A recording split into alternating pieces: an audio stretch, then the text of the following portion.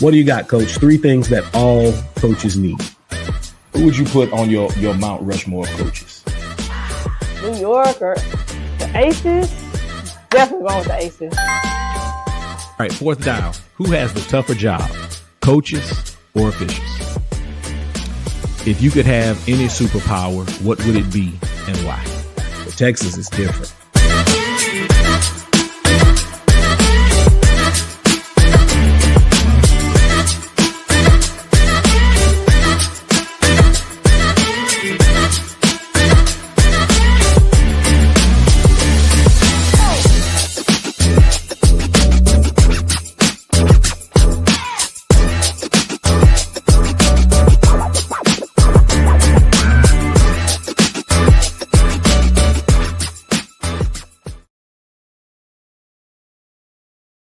Camera's still off. Here we go. All right. This is the Coaches Co-op, a masterclass in athletic leadership where coaches connect, grow, and share the grind. I am your host. My name is Coach P. That's what most of you know me as. Each week, I get the opportunity to team up with coaches across the country to break down the wins, the lessons, and everything in between. This week, I am teaming up with a seasoned athletic professional who has transformed high school basketball and administrative leadership. With over 2 decades in education and 12 years as a head coach, today's guest has not just led her team to a regional tournament, but was a collegiate player herself. She is here to share the blueprint for success on and off the court. She is shaping young athletes' lives at Conroe High School. Her journey from player to coach is a masterclass in perseverance and passion. With your real hands or with your virtual hands, I want y'all to welcome Coach Tamisha Houston to the co-op. Coach, welcome. Thank you. That introduction was amazing. Listen, that's because you're amazing. I'm just reading your accolades as they are on the paper. So I'm just giving it back to you. That's it. All right, let's do this, Coach. This is a segment I like to call Talk That Talk. So here's what I want you to do. I want you to talk about the exciting developments in the Conroe athletic programs, the Conroe community, but I want you to start with your Lady Tiger program. Coach Tamisha Houston, I need you to talk that talk. Ready? I'm ready. Go. So, at Conroe, our numbers are growing. Anybody that's paying attention knows that Conroe High School is big. We're under construction. We're busting at the seams. So that means that people are moving to the area. And with that means that we are having lots more ladies that want to come and join the program. And so in the past, I was accepting anybody that would come. And now we're actually having to turn young ladies away. And as a coach, you don't want to do that, but that's a good problem to have. And I'm very excited this year about the ladies that we have in the program. We have lots of youth. We have ladies that are returning that have 2 and 3 years at the varsity level. So they have that experience. And so we're very, very, very excited about what we could potentially do this year. Of course, with those numbers comes, a lot of understanding and conversation about playing time and what roles are. So we've kind of been using this off season to prepare in that way, not only on the court. And those are the great things that are going on in the basketball program. We're hoping to make it an 8th consecutive year in the playoffs. And hopefully this group of seniors can get over that first round slump. And hopefully we can win that first game. Not only basketball are we doing amazing things, but just in the athletic program overall. That's good stuff. How many students does Conroe High School have? Somebody asked me the other day, and I always get mixed up because we're over 4,000. And so sometimes I'm like, okay, so is that just 10th through 12th, or is that at the freshman campus as well? Because we have a freshman campus. And so we're over, I believe, if I'm correct, 3,500 10th through 12th graders. And I could be off because in my spirit, I feel like we're at 4,000 10th through 12th graders because there are kids everywhere. So what is it? Just curious, right? Former geography teacher here. So what has spurred that growth in the Conroe community? So part of it is there was just a lot of undeveloped land. And so we've built 2 to 3 apartment complexes in the last 4 years. And then there are lots of neighborhoods popping up. And a few years ago, there was actually an article done that said that Conroe was one of the best places to live or something like that. A year or two ago, we were on a list as one of the is it the nicest or the most affordable, one of the most affordable places to live. So I think a lot of that comes with the developments, but also the affordability. Oh, And that's of course, the school district too. So yeah, that's a combination for growth. Being mhm. a good place to live and then being an affordable place to live, that's a yeah, that's good. So y'all be on the lookout for the Conroe Lady Tigers this year. Coach Houston mentioned that they got, returning experience. And then as a bystander, just always having just watch your teams. The one word I would use to describe your teams is tough. Mhm. I think your kids are always tough. We know that you're going to play man to man, right? You're going to make it hard for other teams to score. Your kids are always gritty and tough. So y'all be on the lookout for the Conroe Lady Tigers this year. They got experience coming back. So just, you don't have to answer this question, but district title on the horizon, perhaps? One day we're in practice and I'm like, oh, we got it. We got it. And then we'll play in fall league and I'm like, oh boy. Oh, what's happening? Because my girls, like they're gritty. They want to play, they want to pressure you, they want to get out and run. But sometimes that leads to a lot of mistakes. Yeah. And so some coaches can live with the mistakes. They're like, hey, we're going to make it ugly. It's going to be an up and down game. So I'm okay with the turnovers and I'm okay with it to an extent. But sometimes, like I tell the girls, we got to settle the crazy. Settle the crazy. When things are going crazy, I need somebody to go get the ball and settle it because my blood pressure cannot take it. So I'll tell you this. I do believe that we have the tools to compete for a district title. I just don't. I want to see a little bit more to see if we're going to put it all together. Because last year I was very confident and we hit a really bad rough patch and almost played ourselves out of the playoffs. And so I don't want to get that confident this year. I need to see a little bit. Okay. Well, I'll definitely get a chance to watch y'all play this year. I love the Conroe tournament. It's one of my favorite tournaments, and it has just gotten better and better every year. I had the smart idea to increase it to 32 teams from 16, and every year I'm like, what were you thinking? Well, listen, those of us who have been to the tournament, those who are probably still participating, those who continue to come back, listen, it's a good tournament. Not to mention the hospitality room is always on point. Always on point. So coaches, if you're looking for an out-of-town tournament or you're looking for another tournament, especially one with a good hospitality room, if Conroe got openings, I'm telling you right now, you might want to try to get in that thing. We tell people all the time, look, our hospitality room has made a name for itself, so we have to keep it up. And that was even before me. So I had the pressure of, continuing that.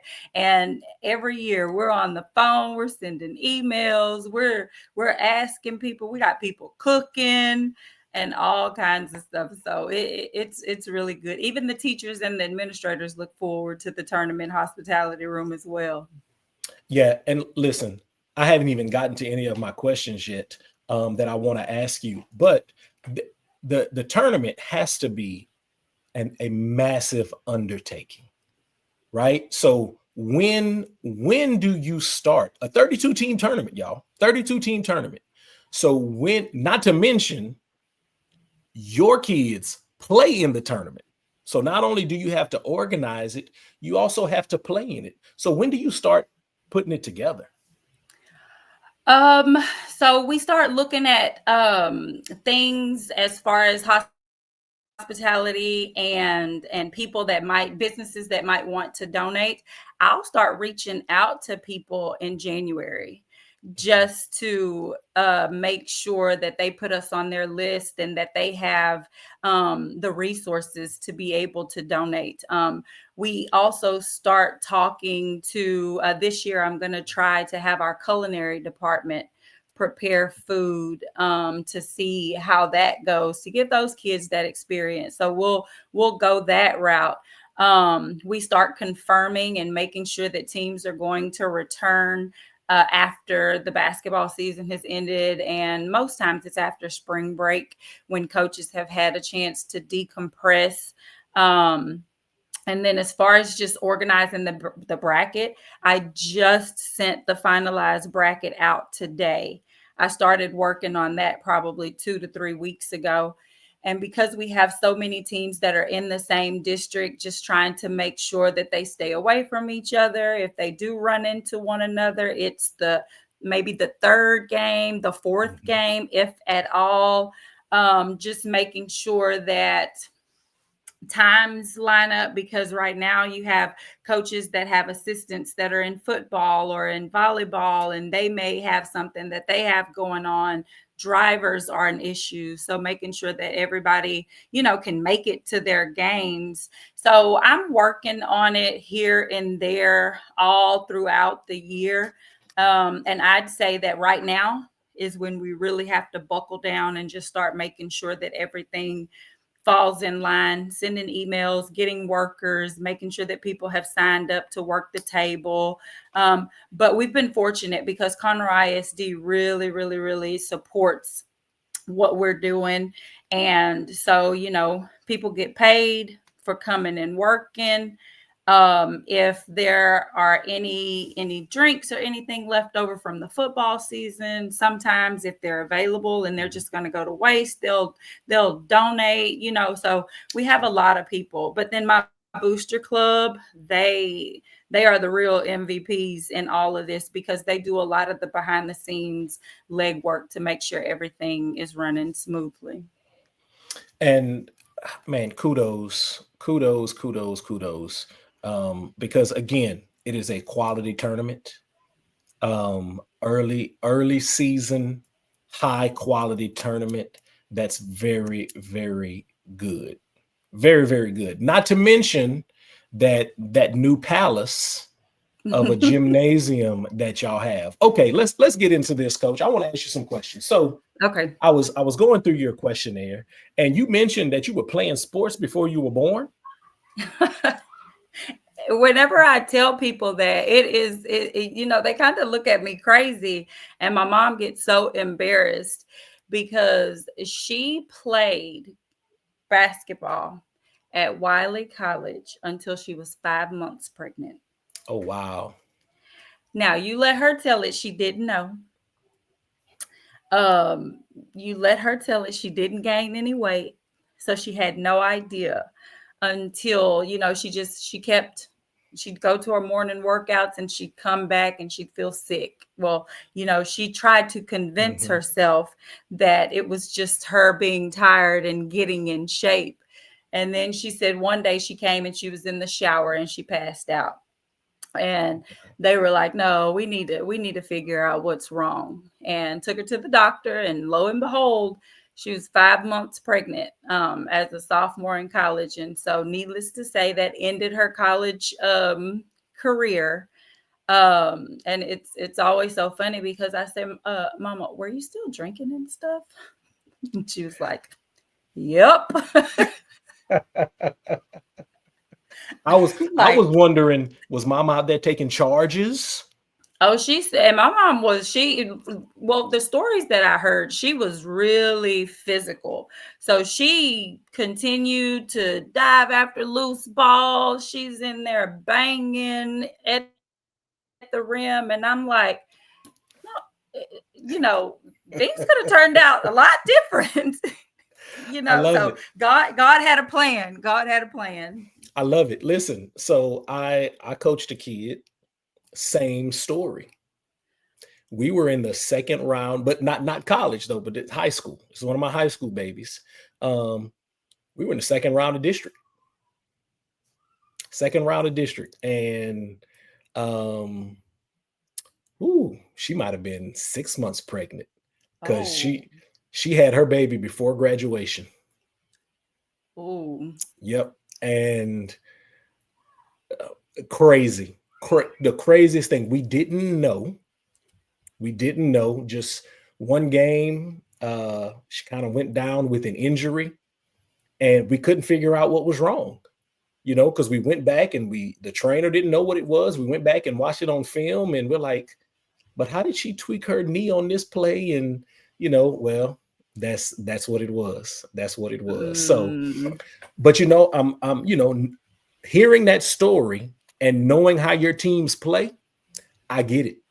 I see it. Coach. It's natural. So, playing sports before you were born, you played in college, right? Mm-hmm. And then you get an assistant coaching role at Blinn. Yes. So did you always know you wanted to coach?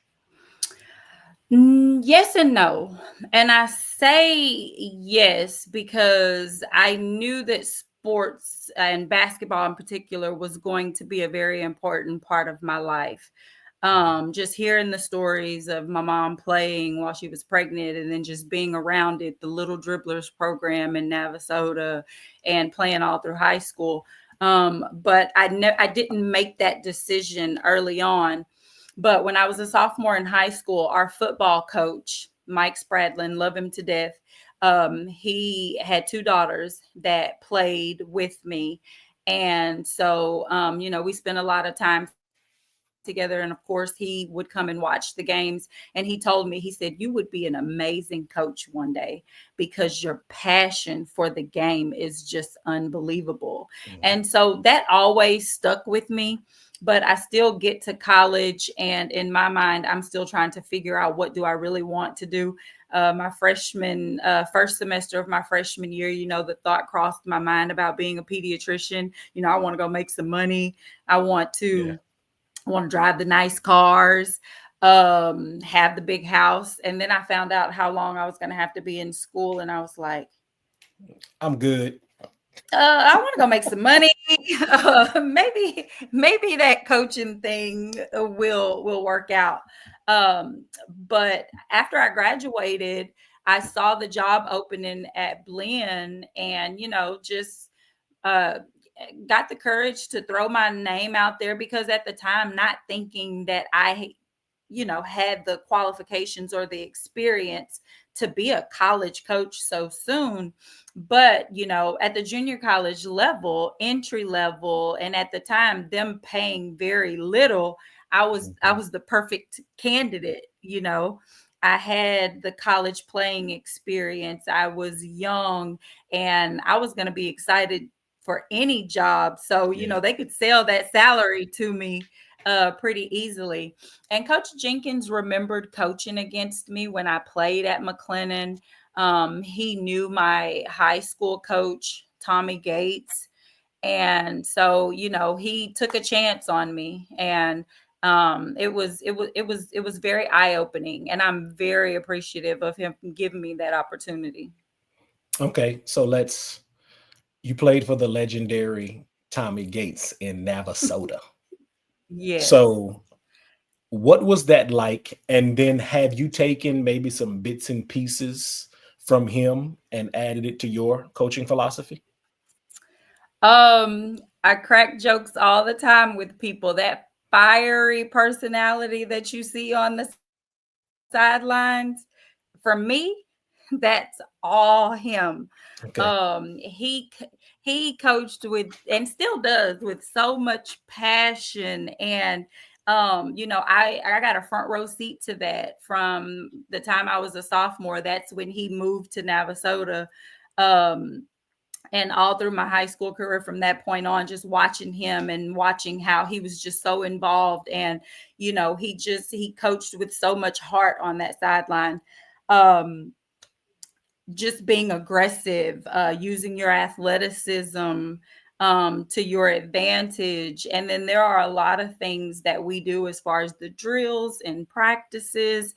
Some of our offenses are all things that I did when I played and worked for him. They say if it ain't broke, don't fix it. So, you can't reinvent the wheel. So there's a lot, and you see how much success that he has had. Yeah. Um, Yeah. so I would be crazy to not try and bring some of those things to my program.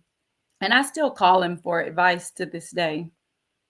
That's awesome to be able to have somebody, not too far down the street that you played for, right? That's still in the game. And then you can call them if you need to. So again, like you said, he is so successful.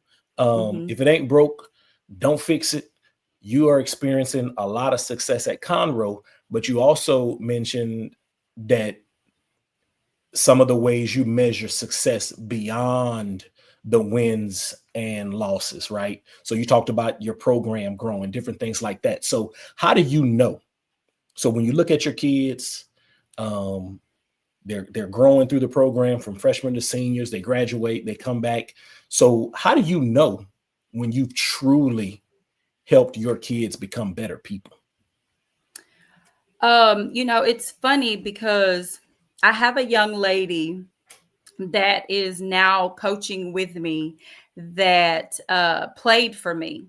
And our relationship when she was a player, we both had that mutual respect.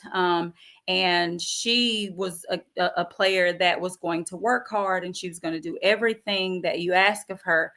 And I never would have thought that she would want to come back and coach with me, of all people. Just because I was very, I had a lot of expectation. And so we have really gotten to know each other over the last year and a half.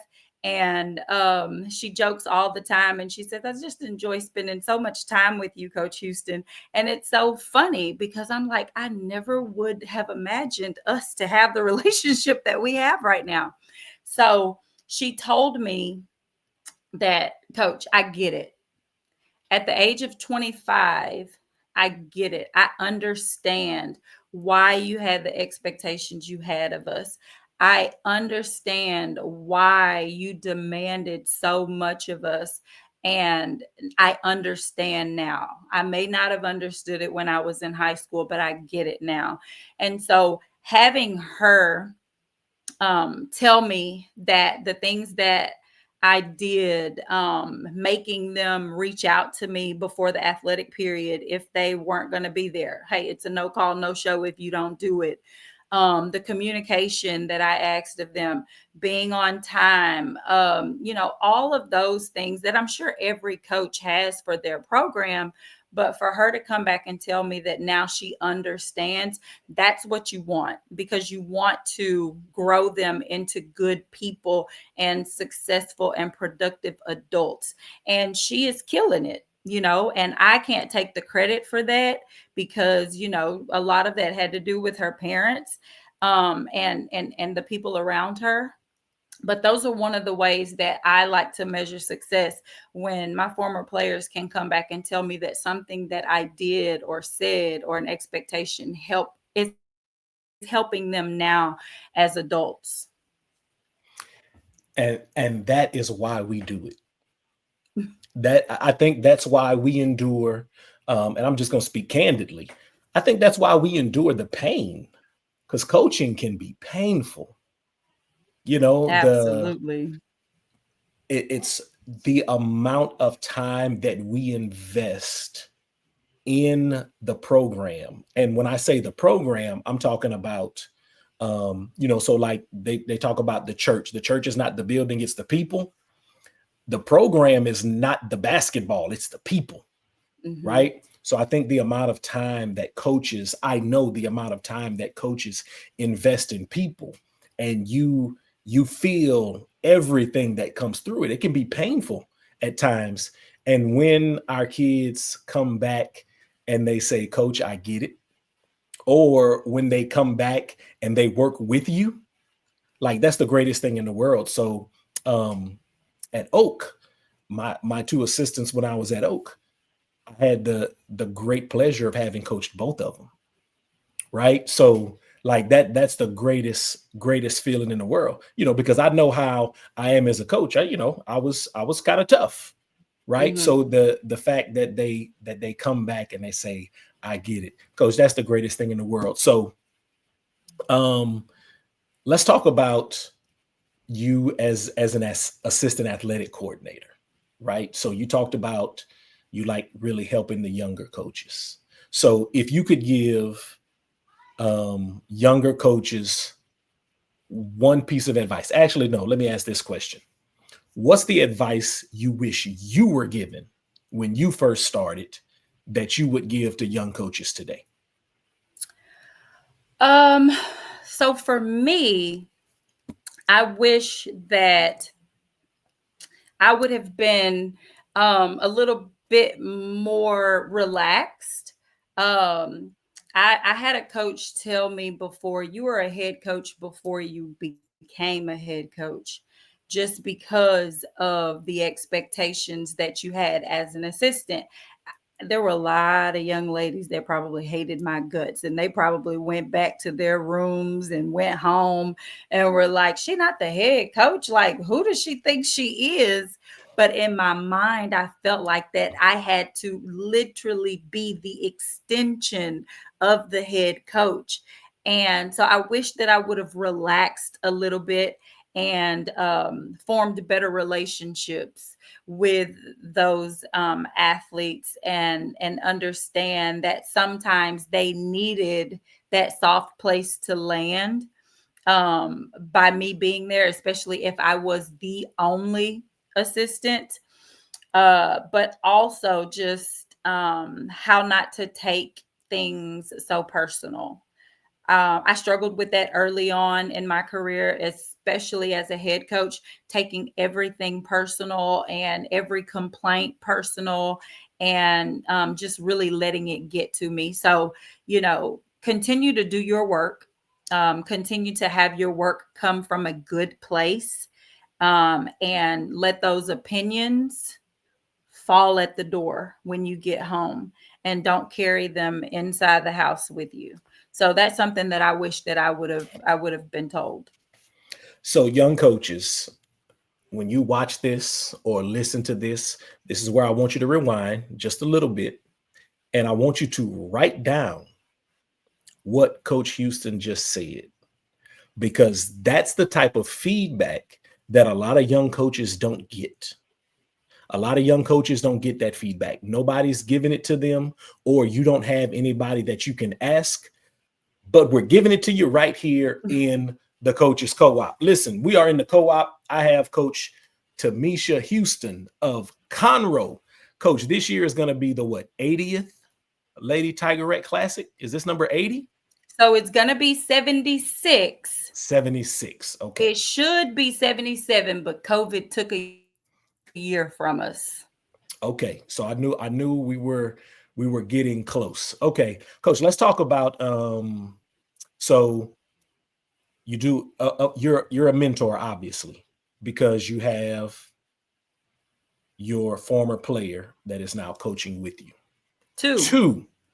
2 former players now coaching with you. That right there, we don't need to say anything else because that speaks volumes. So if you had to build a Mount Rushmore of people who you thought set great examples in our sport, who would be on your Mount Rushmore? Okay, so I went all the way up because there are several high school coaches, but for me, let me see. My first one was Pat Summitt. Okay. That's self-explanatory. Pat kind of set the blueprint for getting a job young, building it from the ground up, having that success. She was one thing that I love that Pat said. It's always easier to start tough and then get easy instead of starting easy and getting tough. Sometimes I take that a little too literal, but it has worked. So Pat has been, she's been a great example. After that, you have to go with Geno. I was around and in college and just getting out of college when Geno was firing off those championships back to back. Him winning with Stewie those 4 championships in a row. So everything that he's done at UConn and the way that he has expectations for his kids, and he tries not to stray from those expectations, regardless of what's going on around him in the world. Kim Mulkey, Coach Mulkey. I was a player at McLennan when she got to Baylor. So I had a front row seat to her transforming that program. We could go to the games for free and watch. I can remember one time she came over to McLennan to watch. It wasn't anybody on our team, I don't think, but somebody on the other team recruiting. And so, then her going to LSU and just what she's been able to do in the short amount of time at LSU. And again, with her expectations and the way she coaches and the fire that she coaches with, I've been a fan of that. And last but certainly not least, Dawn Staley. When I was getting my master's degree, I had to write a thesis. And at that time, I thought that I was going to be this big time Division I college coach. And she is who I had in mind when I wrote my thesis on becoming an African American Division I female coach. And, just watching how she played in the WNBA, and then in the off season she's coaching, and then she gets the job at South Carolina, and the things that she's been able to do, her coaching being unapologetically who she is as a coach, that's something to admire. So those would be my top 4, and I could probably sprinkle some other people in there, but those are some that I've watched closely. That's obviously that's a list of GOATs. And I want to use your list to ask this. And it'll kind of segue into the next question. Dawn Staley, Black woman in the profession. You wrote your thesis about being a Division I minority coach. So we don't have, from my point of view, we don't have enough women in our sport. And we also don't have enough Black women in our sport. So what can we, I actually wrote this on a sticky note the other day. I'm probably not going to be able to find it, but what can we do, right? What can we do to increase the number of women and to increase the number of Black women in our sport? I think that, and don't come after me when I say this. I got your back. People in positions of power or leadership positions tend to hire people that look like them. Mm-hmm. So if you have a man that is in charge of hiring, there's a strong chance that he is going to go and hire another man. Now, that I'm not speaking for everybody, but what I've seen in the 20 years that I've been doing this is that you see a lot of men transition from being men assistants of men programs. They go from being an assistant of a man program to the head coach of a women's program. Mm-hmm. Mm-hmm. Because in their minds, oh, he's done this at this level and he's coached men and he's been successful, so surely he can coach women, and he can coach them at a high level. And so I've seen a lot of that transition. So now when you have so many men that are applying for the women's positions, now the opportunities are fewer.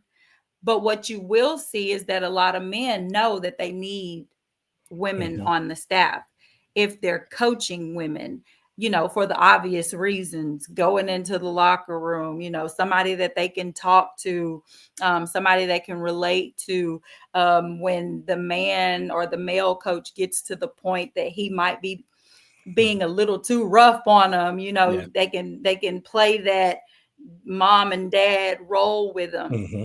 And it's nothing against any man that wants to go and be the head coach of a female team. It's just the competition is that much greater. When in the past you didn't see as many men. Now, I also think that a lot of women get into the profession, and then when they see the demands of it, how much time it takes, and then they have children, they step away because their commitment and what they're committed to changes. Um, since I had my first daughter 7 years ago, every year I'm like, I don't know how much longer I'm going to be able to do this. She's Mm-hmm. getting older, she's playing sports, and right now it's not basketball, it's soccer. And you don't want to miss those things. You don't want to miss those experiences. And so sometimes if you don't have a good support system at home, or you might be a single parent, it really gets hard to stay in it. So they may come in it with the ambition of being a head coach, but then when life starts lifing, Yeah. their paths change.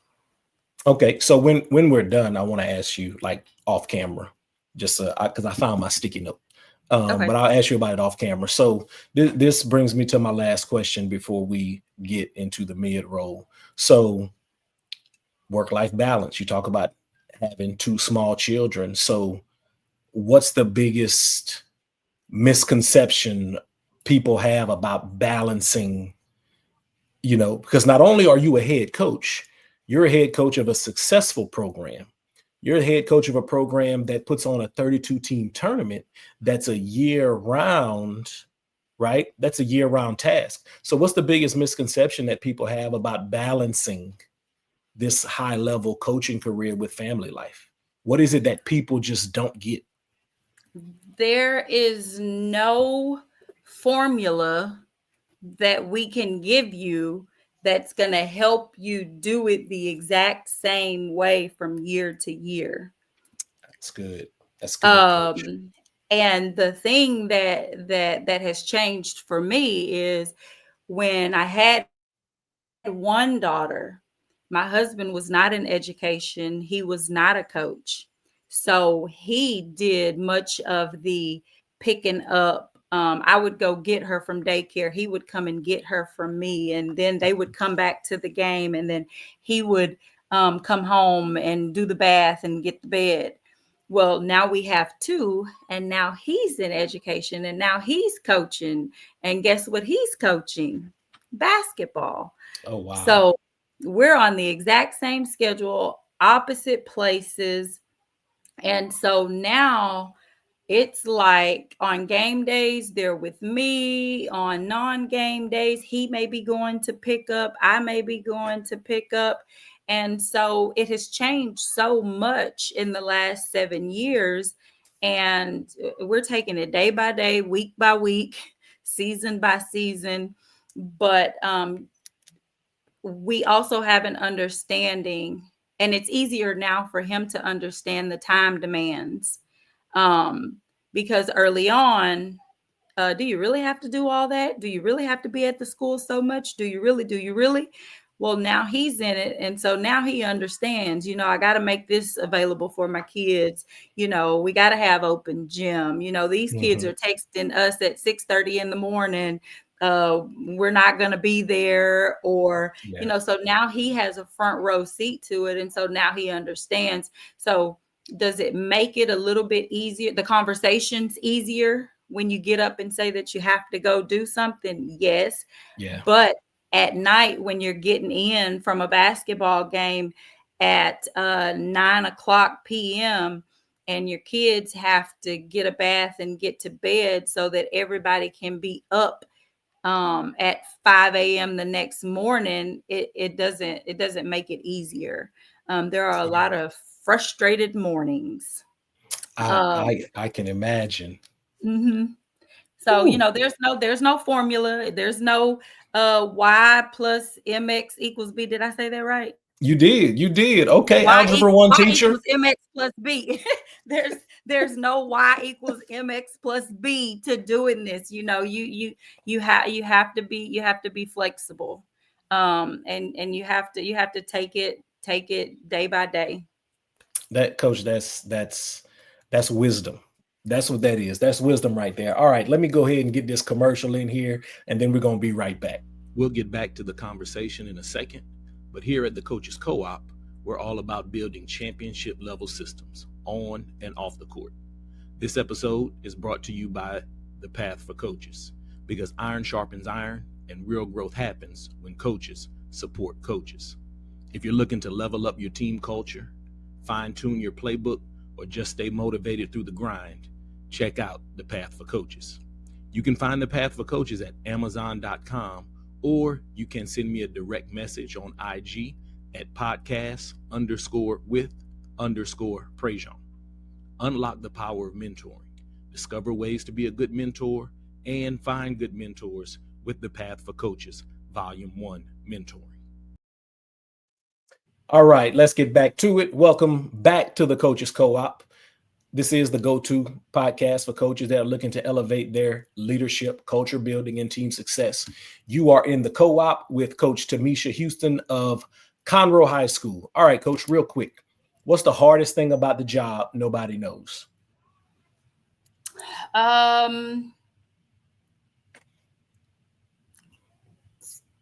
Stepping away, especially during the season. You coach this game, you give it everything that you have, you come home, and instead of you being able to just leave that game and win or loss in your office, you're thinking about something that you could have done differently, a play you should have called, a timeout you should have called, a substitution you could have made, and being here at home with your family and not still thinking about that job. I can't tell you how many times I check my work email during the summertime, like somebody is going to be reaching out to me in the summertime, so just finding how to put it to the side, because you become so invested in the success of your program, of your kids. And so I say that would be one of the hardest things. Okay. What's the easiest thing? Falling in love with the game all over again, as mad as you get and as relieved as you are when the season is over, because now you finally get a break.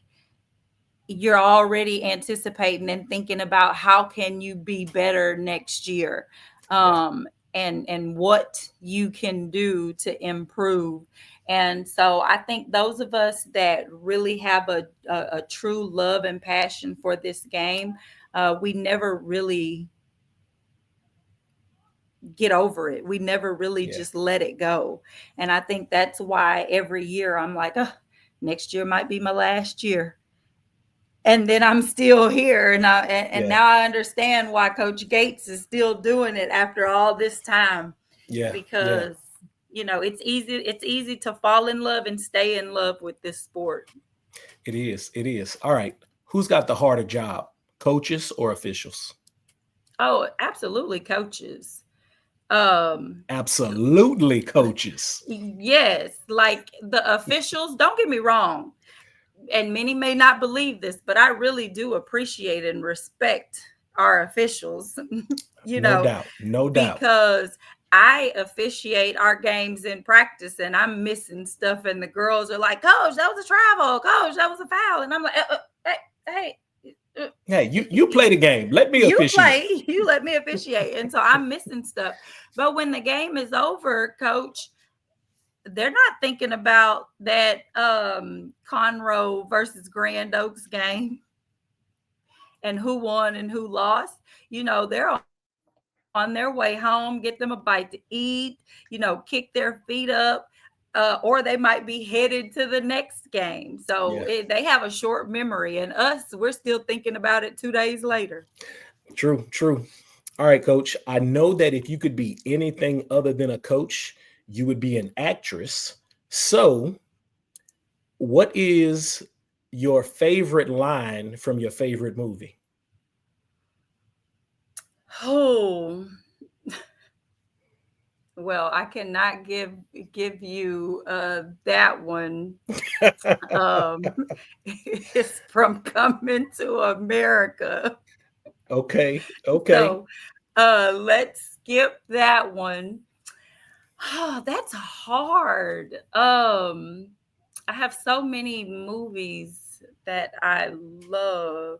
Um, See, because I can't do Coming to America, I can't. Like, this isn't Okay. the appropriate place for that. Okay. So, well, let me ask this: who would play you in a biopic? At this point, I think my 7-year-old, Oh wow. because when I tell you that it is very true that kids watch you, and I have on video her when she was like 3 or 4 years old in the living room, and she is coaching and she is pointing Yeah. her finger, and she had me down to a T. Oh Um, wow. and I have a video in my phone right now. We were playing at the Woodlands, and she videoed me all during the timeouts on the sideline, and she was videoing everything that I was doing. And I'm like, oh my God, like, am I really acting like that over there? We are So much more animated when we have to watch ourselves. yes, and it's so funny because people would sometimes tell me, because in college, but talking about somebody that would play me, I wore my hair in a ponytail and all this different stuff, and people would tell me all the time, Sanaa Langton, oh my God, you favor her so much, and I'm like, okay, I'll take that because she's Okay. beautiful, but Okay. so I'll accept that. Okay. All right. Let's do this, coach. Play a game with me. Okay. All right. So let's I give this game a new name with every guest. So today we're gonna call it Tamisha's 10. Okay. So Okay. I'm gonna give you 10 either or questions. We're actually gonna play 2 rounds. We're gonna go either or, and then we're gonna go agree, disagree. Are you ready? Okay. I'm ready. All right, Tamisha's 10. New practice gear or new uniforms? Uniforms. Road games or home games? Home games. In that palace. Building a program from scratch or taking over an established powerhouse? In my old age, probably taking over an established powerhouse. Okay. When I was younger, it would have been the other. Okay. Okay. Music at practice or silence and focus? Give me some silence and some focus. They got to earn that music. Okay. You want an overtime thriller or a blowout win? My blood pressure wants the blowout, but that overtime thriller, I just watched a video the other day of when we made it to the regional tournament and Playing at Klein Oak? so it not that one because we Not had that back one? to Okay. back. So, but I do remember that overtime. But we played Klein Collins When y'all the played week Collins after at Duquesne. and hit the 3 at the buzzer. We were down. That's and right. I was, hold on, that was March. I was about 4 or 5 months pregnant. And after that shot went in and that buzzer sounded, I took off sprinting across that floor to get to my team and give hugs. And so that one was pretty exciting. So I was at that game. And my dad came with me, and I remember we're sitting there. And the one thing I remember about that Collins team is that they weren't real tough.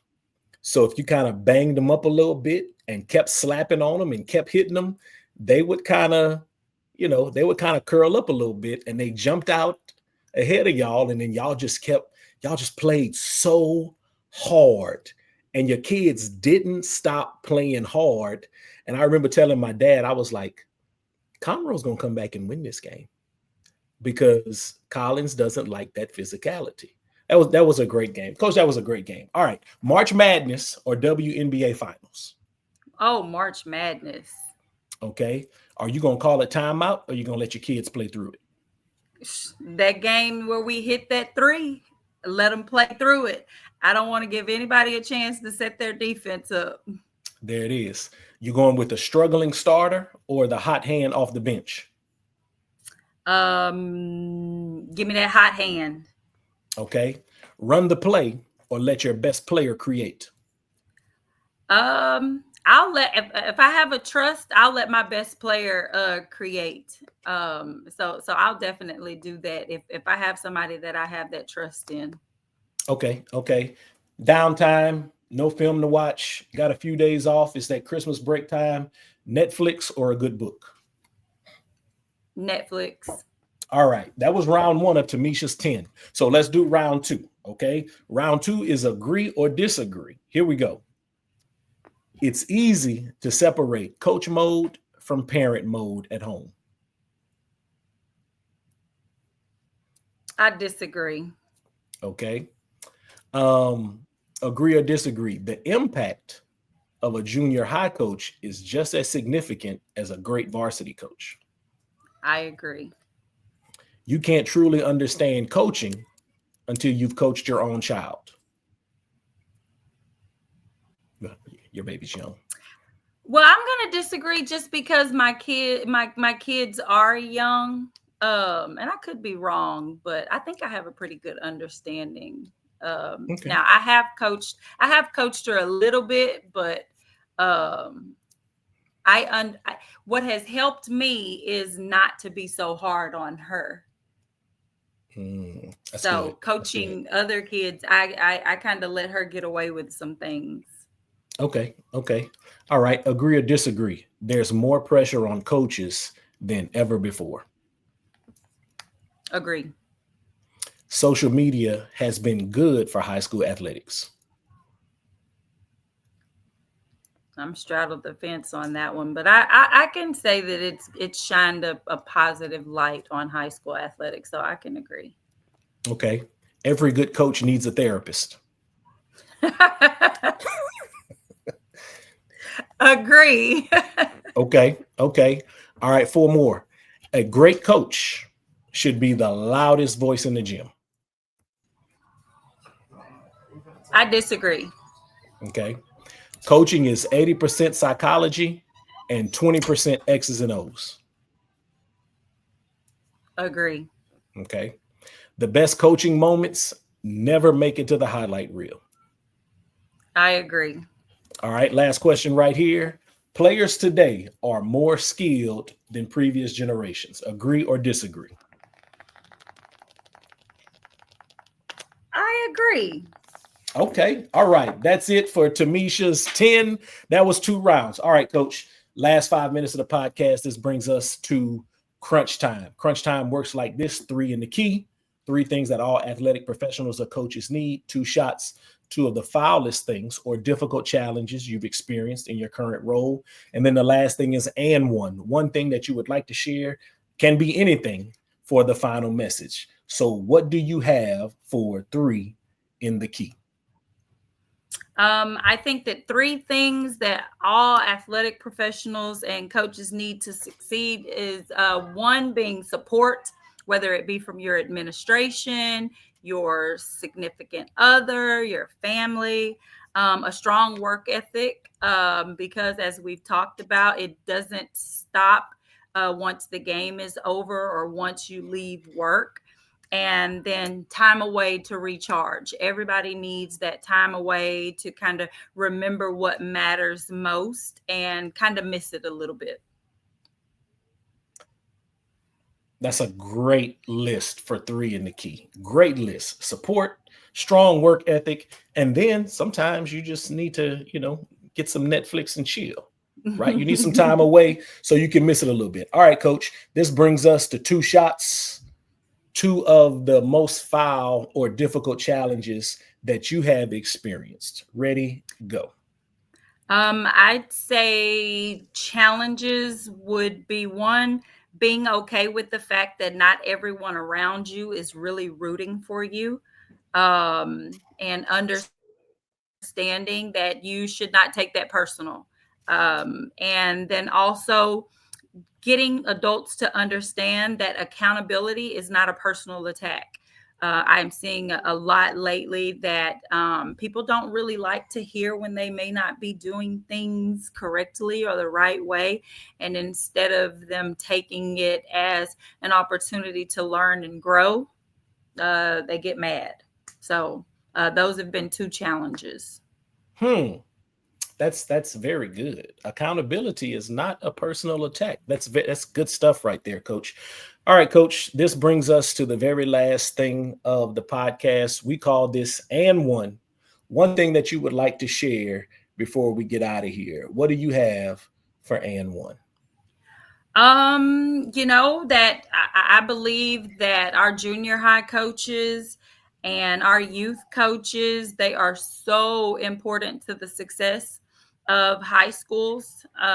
If our athletes are learning the basics, the fundamentals, and getting that knowledge of the game before they get to us, it makes our job a little bit easier because we're not having to go back and teach things and explain things, and they have a better understanding. And so I just would like anybody that's coaching youth to understand that your job is so important, and it's more than the highlights, and it's more than the wins and the losses. It's what you invest in those young minds and how you help them develop fundamentally that's going to set them up for success once they do reach junior high and high school and beyond. The value of youth and junior high coaches.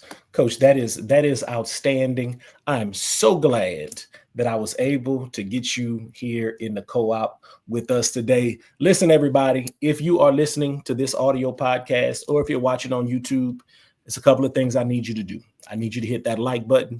I need you to hit that subscribe button. If you're only listening and you're listening on iTunes, I need you to go in there and give us a 5-star rating. Then tell a friend to tell a friend. Follow us on Instagram, Podcast with Prejean. That's where we are. That's where we house all of our episodes for the Coaches Co-op. Make sure that you check the show notes. You can get all of that good stuff that Coach Houston just shared with us. Listen, this is the Coaches Co-op, where coaches do what most people can't. If you were helped today or inspired, then Coach Houston did her job, and we did our job at the co-op by having her come on with us. So listen, we are getting ready to get out of here. So listen, Until next time, remember, coaches do what most people can't, and I need you to stay ready so you don't have to get ready. For Coach Houston, I'm Coach P. We'll see y'all next time in the co-op.